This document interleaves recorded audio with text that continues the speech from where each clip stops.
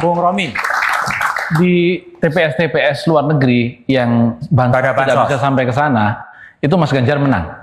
Jadi di Amerika Serikat, di Kanada, di seluruh Eropa, Prancis, Jerman, dan lain sebagainya, itu pilihan yang rasional karena memang tidak tersentuh bansos. Kemudian yang kedua, kita tahu persis Litbang Kompas yang per 2 hari yang lalu tiba-tiba linknya di take down. Ini saya juga mesti tanya sama Mas Budiman, kenapa nggak bisa dibaca ini? Siapa yang intervensi itu? Bahwa 51 juta pemilih itu didorong untuk melakukan pilihan kepada paslon 2 karena bansos. Dan sekarang sudah nggak bisa diakses lagi. Makanya saya sempat capture dan saya muat di Instagram saya begitu ya. Artinya apa yang tadi didalilkan dengan lembaga-lembaga survei, sudahlah. Saya ini kan sulit membedakan Mas Kodari ini propagandis apa lembaga survei. Karena kalau pemain internal ini kan susah kita bedain begitu. Nah, karenanya kita ngangkat angket ini untuk meluruskan. Kalau memang kemudian tidak ada masalah, juga tidak ada masalah juga atau diangketkan. Ini Mas Ganjar tadi dan waktunya sangat cukup. Saya anggota Pansus Angket Senturi. Hanya 2 bulan kita selesaikan Pansus Angket Senturi itu. Kalau mau ya. Mulai dari bulan November dan di 2 Maret dan 3 Maret 2020 itu sudah selesai. Jadi masih lebih dari cukup waktunya. Soal anggaran kecil, wong anggaran untuk Pilpres putaran kedua saja sudah disediakan kok. Bukan angket yang Pansus. Kenapa kemudian untuk angket yang hanya beroperasi selama 2 bulan kalau Senturi bukannya Pansus, Bang? Artinya, saya ingin menegaskan Pansus, bukan angket, bahwa angket ini sangat mungkin digelar. Sangat mungkin digelar. Dan justru kalau makin alergi dengan angket, makin menjadi pertanyaan, jangan-jangan memang kecurangan itu ada dan tidak ingin dibongkar. Nah, wong Pak Prabowo saja 2019 membawa persoalan ini sampai ke Mahkamah Konstitusi, sampai ada yang berkemah, sampai ada yang meninggal. Kenapa sekarang dengan angket yang hak konstitusional itu kemudian tidak bisa diterima?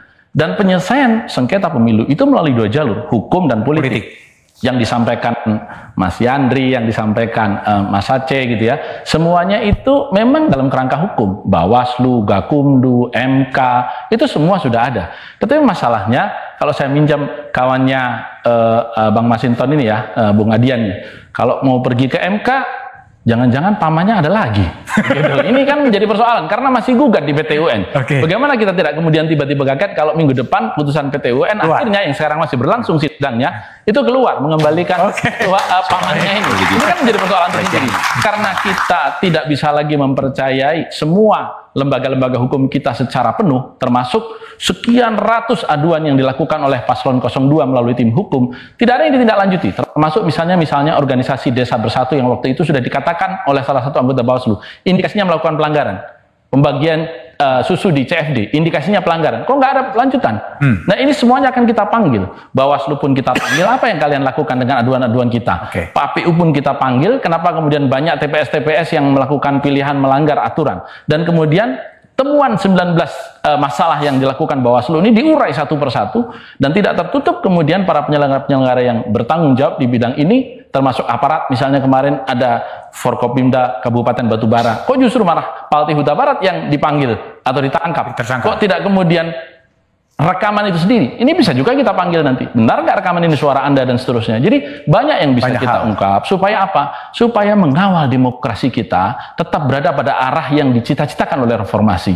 Ketika terjadi pembajakan demokrasi, bahkan oleh aktor-aktor yang dilahirkan oleh demokrasi, maka negeri ini kalau membiarkannya akan masuk ke dalam jurang kesesatan demokrasi dan justru melahirkan anak-anak haram dari demokrasi. Diantaranya adalah money politik yang luar biasa.